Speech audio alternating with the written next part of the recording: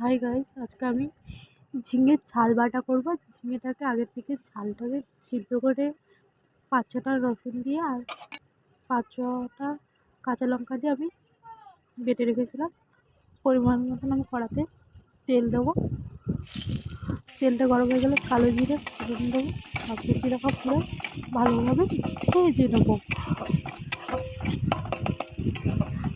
লাল লাল করে ভাজতে হবে পেঁয়াজটাকে।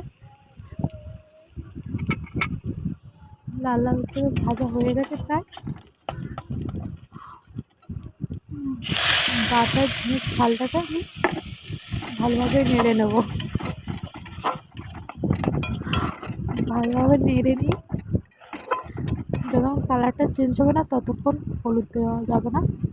কালারটা যখন প্রায় কালারটা চেঞ্জ হয়ে গেছে তখন আমি হলুদটা দিলাম পরিমাণ মতো, লবণ দিয়ে দিলাম পরিমাণ মতো।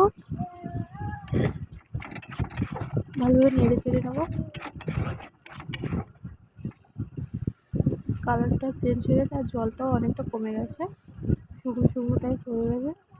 5-6 সেকেন্ড ঢাকনা দিয়ে রেখেছিলাম, তখন প্রায় শুকনো শুকনো হয়ে গেছে।